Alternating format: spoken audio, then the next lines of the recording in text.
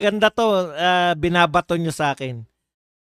Okey daw sana si Kiko sabi ni Banat Bay pero iniwan niya yung mga nagra-rally nung 12 sa Forbes. Ako po hindi ko po alam kung talagang sinabi yan ni Banat Bay pero eto lang po ang masasabi ko.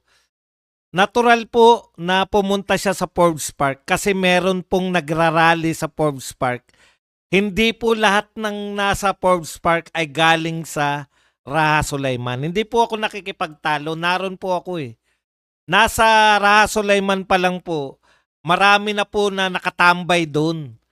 Pagilid-gilid lang po sila. Kasi naghihintay sila ng alas 10.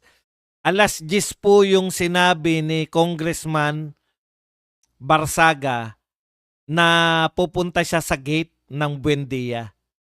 Kaya po naghihintay po sa kanya doon, doon po dumiretso.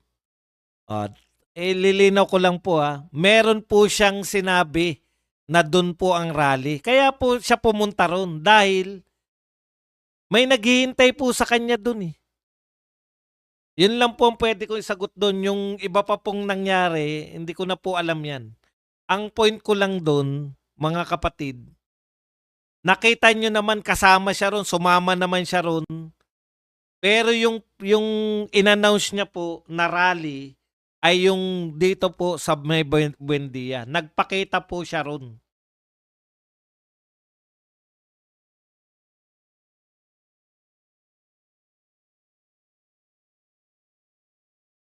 Okay. Ang pamantayan na gusto nila yung gaya ni Romualdez. Kapag hinaharap sa tao mukhang hindi makabasag. Pinggan. Boss, kamukha mo si Attorney Guanzon, no offense, just saying. Sino ba si Attorney Guanzon? Si Rowena Guanzon? Bakit naman ako ma-open? Wala.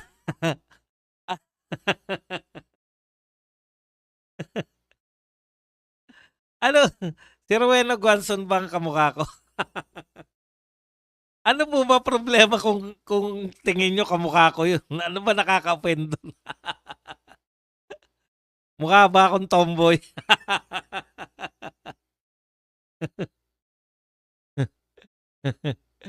Ethics standard nila corrupt sa kamay tuwadkom. Vic Dilan. Sa tingin ko po, mas masama po magiging imahe ni Congressman na Kiko kung hindi siya pupunta doon sa sinabi niya na pinanawagan niyang rally. Yun po yun. Kaya wala po kung ano ron. Wala po kung problema ron, no? Wala akong problema doon. Hindi ko po nakikitang problema yun. Nagpakita na si Kim Bonjing sa ICI, nagdrama. Nainis lang daw si Banat kay Kiko dahil umalis din after ng short speech niya. Kasi po, hindi naman po siya doon nanawagan eh. No? In fairness po kay Kiko, hindi ko po siya pinagtatanggol para kalabanin ko si Banat Bay. Okay po kami ng mga banateros, wala po kaming problema. Dito po siya nanawagan eh. Sa may Forbes Park, hindi naman po sa Raha Sulaiman at saka sa Magallanes. Di paano yung mga nagpunta rito? Yun yung mga sumunod sa kanya eh. Yung pong Magallanes, wala naman pong panawagan na ganun eh. Arnaiz Street. Siguro kung naroon ka, maiinis ka rin kasi bakit kami iniwan? Siguro yun yung pakiramdam nila, iniwan sila. Pero yung mga naghihintay po dito, intay po ng intay. Nasaan na ba sila Kiko? Nainis lang daw. Normal naman po siguro yung mainis. Wag lang banatan kasi yung ibang vlogger eh, banat agad. Eto lang mga ulyanin, joke. Magaling at matapang si Kong Kiko. Gustong sumama sa kanila para wala nang kumanta. Ano? Gustong sumama sa para wala nang bumira. Ethics standard nila corrupt tsaka may tuwadkom. Redmond 2, ang pamantayan na gusto nila yung ganyan gaya ni Romualdez kapag harap sa tao mukhang hindi makabasag pinggan. Paulit-ulit parang ah, kasi nakasalamin ka. Solid. Yes po Sir Buds, para kayong magkapatid ni Attorney Guanzon. Ikakahiya ko nun. Walang hiya yung police boss at media, sinasabing 200 lang daw kayong nagpunta diyan sa Forbes. Alam nyo, kahit ilan lang po, ang importante meron nagsisimula. Maniniwala kayo kung pagsisimula yung sinasabi nyo. Sila Bonifacio no nagsimulang nagpirmahan eh. Wala pa yata silang 10 noon eh. 'Di ba? Pero buong Pilipinas yung nagrevolusyon. Ganun talaga pag simula. Kasi syempre ang iba gusto nilang pumunta kaya lang takot sila eh. Ano kaya mangyayari? Ngayon nakita nila na ay wala naman pala. Ang kinatatakot nila doon yung mga batang kulentong, yung mga batang itiman. Yung riot yung gusto. Walang ya yung police boss media. Kasi nakasalamin ka. Yan, solid. You're cool. I love si Jan. Pinagluloko nyo si Boss Buds. Sikat ka, boss? Ako, hindi po ako sikat. Wala kang nakakakilala sa akin dun eh. Kaya po alam ko maganda po yung nangyayari kasi may nahahatak po si Kiko Barsaga na mga hindi naman pro Duterte. Yung mga anti-Marcos, namumulat niya na po siya. Etong mga dilawan na to, kunwari lang to na anti-corruption pero anti-Duterte lang talaga sila. Ang problema, boss, si Romualdez daw pwedeng mag-i-state. Yun na nga, hindi ko lang makita yan eh. Meron ba talagang balit? May talaga ba sinabi si Boyeng yan? Kawawa naman si Saldi. Dalawa lang yan eh, di ba? Pwede niya iturong mastermind. Kung hindi si BBM, si Saldi. Kawawa naman si Saldi. Ang problema, boss, yan. Boss Buds, dual personality pala si Tambi. Master 9 na, witness pa siya. Siya daw ang pakinggan nyo na lang po yung sinabi ni Tambi para tayo, pakinggan lang ha. Bawal yung may video kasi ano eh. Ay pwede naman kaya lang mawawala tayo. Nagpapasalamat ako sa ICI sa imbitasyon. Tama na. Ngayong araw na to, Saglit lang I naman am to.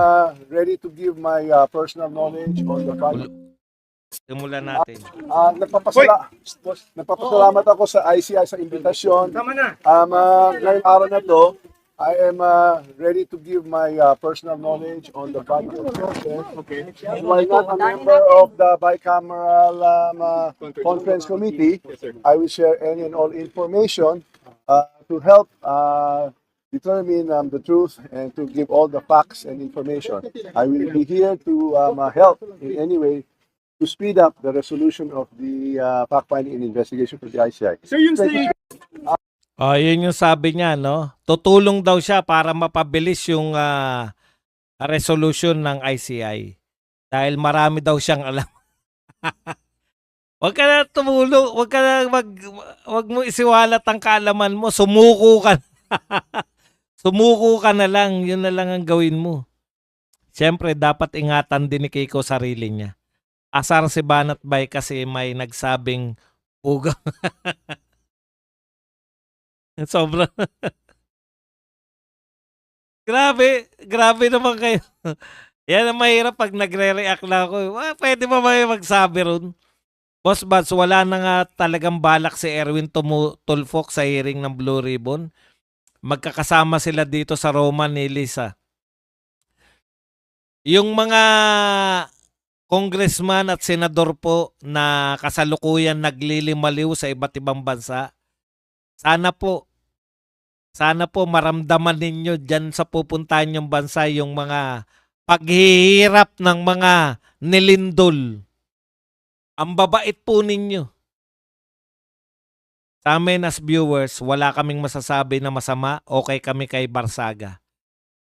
Inggit lang sila kay Kiko. Yan na naman ang ibang vloggers, gustong sumikat lang, awayin ang ibang vloggers. Natakot sila pumunta dahil sa mga batang rugby. Correct, marami rin po yun. Marami po yun. Maraming gusto pumunta dahil kaya lang nag-alangan dahil sa oras. Ako, duda ko eh. Alam nyo kung bakit talaga ako pumunta ron? Tinitimbang ko talaga yung aking palabra de honor. Palabra de honor lang po talaga yung dahilan ko. Lalo na po nakita ko na lahat ng vlogger nasa Raha Sulaiman. Tapos maggagabi na. Kinukontak ko yung mga tao ron eh. In fairness naman, nagsabi sila na ano naman, ang sinabi naman nila, pupunta rin kami dyan, Boss Buds. Diyan ka nalang maghintay. Ayun, ganun naman yung ano ko ron. So, kasi parang na out of place talagang ano, ako lang talaga yung vlogger na Duterte na naroon. Boss, bakit hindi nag-speech sa Barsaga sa Forbes Park? Wala naman pong stage doon. Ang ginawa po ni Barsaga doon, panoorin niyo po yung live ko. Umiikot po siya tumpok-tumpok. No, pinagkakaguluhan po siya ng mga tao. Sa mga tao po siya nagsasalita.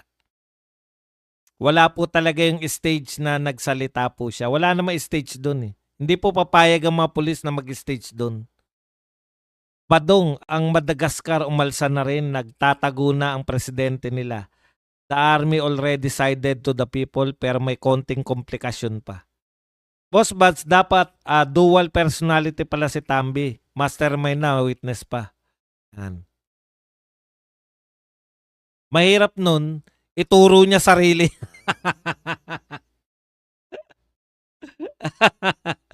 Boss, mainit pa na panasipa at mapapababa ng Madagascar citizen.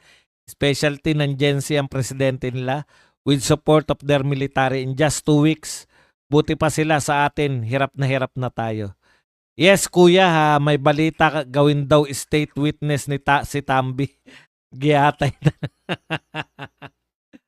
Minamalit nilang galit ng Pilipino nung kinidnap si Digong at di pa nakalapag sa Netherlands, lumabas ang mga tao buong kapuluan. Hinay-hinay sila sa pangmamaliit. So, sana po lahat ng mga nasa abroad po na ano, pag may nakuha po kayong picture, i-post nyo po sa mga Facebook para mahiya naman yung mga yan. I-post nyo yung picture nila sa abroad, itabi nyo yung picture ng mga nasalanta ng lindol, baka mahiya ng konti. Habang nililindol ang mga kababayan nila, naroon nagpapasasa sa abroad. Ni hindi man lang ano pagpaliban eh. Alam nyo po, hindi, kahit sabihin nyo na kwarta nyo yan. Alam namin na hindi nyo kwarta yan. Pero wag nyo naman pong ipamukha sa amin na sa kabila po na mga tao rito sa Pilipinas, ay hindi na alam kung anong gagawin just to survive. Tapos kayo punta ng abroad. Sisihin na naman ni Tambi sa mga Duterte. Malamang, Boss Bas, nagdala kaya ng luggage ng basura si Tambi sa ICI? Boss Bas, bakit ayaw na lang ibigay sa minority ang Blue Ribbon kung walang gustong tumanggap? Tinanggap na nga po ni Tulfo, ni Erwin, kasi hindi niya naman po alam yung, hindi po sakop ng utak niya na dapat siyang tumanggi.